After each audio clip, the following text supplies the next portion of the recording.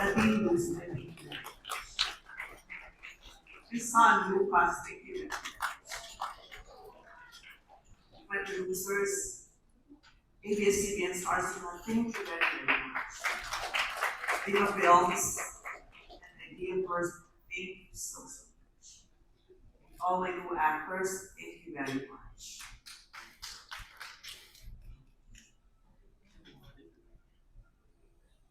Sana bago sa akin, pero na kayo. Pero sa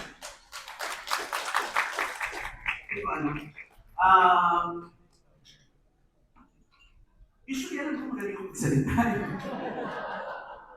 Hindi ko alam na sasabihin ko kasi I don't usually prepare my speeches. Especially ngayon, at sa film festival, pag nominate ako ng ganito ko, hindi ako talaga nag-prepare kasi hindi man ako nag-expect. Mas ina-expect kong hindi nananalo. Mas ina-expect kong hindi nakikita. Mas ina-expect ko yung nagugustuhan pero hindi pinipili. O mas nasasanay ako sa napipili pero hindi maaari. But tonight, maaari na. Queer people can be best actors.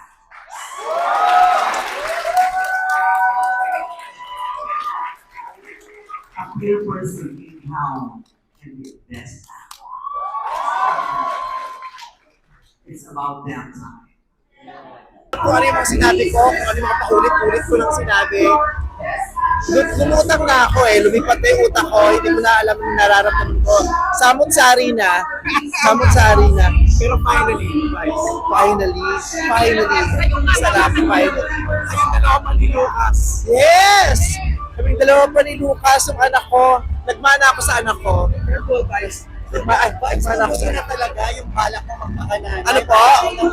I'm sorry? Yung baby na talaga. Yun nga ang gusto namin. Sana. Gusto ko na talaga. Gusto ko na. So you're willing to leave muna for the meantime ng showtime? Hopefully I can do that. Hopefully I can decide to do that. Ano yun?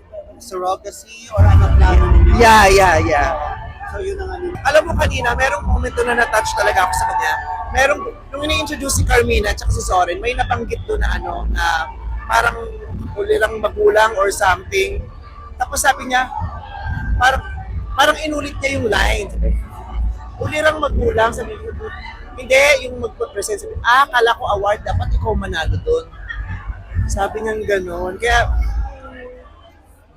Guys, kanina, nung ina-announce yung mga nominees, kinabahan ka ba? Anong nararamdaman mo kanina? wala, lutang na ako. Nilet go ko na kasi siya. Kaya ako sobrang biglang-bigla. Nilet go ko siya.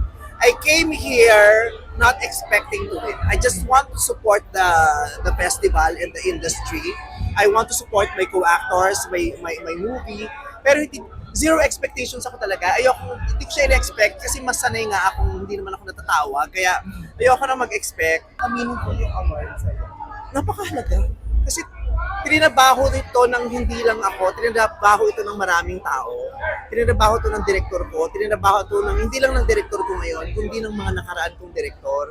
Silang lahat ang naghanda sa akin para sa gabing ito. Tininabaho ito ng lahat ng mga naging producers ko, lahat ng naging co-actors ko. Kaya nga yung yakap ko kanina kay Gladys, sabi ko, tininabaho nyo rin ito ni Uge last year pa. Kaya maraming salamat. Kasi sila yung talagang nagpupush sa akin Talaga? Oo, kaya wagi ito ng lahat ng nagtrabaho para mapunta sa akin tong moment na ito tonight. Hindi ko to just hard work.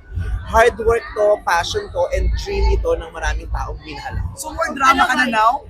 I know. Hindi pwedeng mawala ang comedy. Hindi pwedeng mawala ang comedy. This is history daw, Vice, kasi first time, queer, best actor, and then with Down syndrome na best actress, na kinilala talaga ng Yeah. festival. Yes, this year is really mothering. Yeah, this season is mothering, period. Pero Vice, top one sa box office plus best actor. Yan, dami bonus. Kaya, hindi ko na alam kung ano sasabihin ko. Yung puso ko ay masyado nang masayang masaya. Vice, ngayong na-reach mo na yung peak nung career mo, yung pagiging best actor, handa ka na bang iwan para magkaroon ka na talaga ng baby next year? Unang-una, hindi natin alam kung ito yung peak. Oo, hindi naman tayo Diyos. So, hindi pa. Oh, hindi natin alam kung kailan, di ba? Who are we to say that this is our peak? Di ba? Parang siguro 10 years ago, pwede natin sabihin, ay, pumik na ako. 15 years ago, pumik na ako. Hindi eh. Only God knows kung kailan yung peak, kung kailan kanya ipipik, kung kailan kanya kupurutin, kung kailan kanya itatayo ulit. Siya lang naman na nakakaalam. Every moment counts, every day counts, every win is a big win. Pero with your best actor, handa ka na nga bang iwan? Ang alin? Muna ang showbiz para i-pursue yung pagiging nanay mo next year. Hindi siya iiwan. Hindi iiwan, di ba? Yun din yung isang malaking gusto naming maging conversation o pag-usapan sa pelikulang ito. Yung kailangan ba talagang kailangan ba talagang talikuran ng isang ina yung kanyang mga pangarap para harapin yung kanyang bagong assignment sa buhay, yung kanyang pagiging ina. Kasi ganoon ang nangyari kay Nadine eh. Yun ang isa sa mga dangers o isa sa mga hamon pag nagdesisyon kang maging ina o pag nagluwal ka ng bata. 'Di ba? Kailangan ba talagang italikuran o isakripisyo yung pangarap mo or paano natin ito magagawang pareho?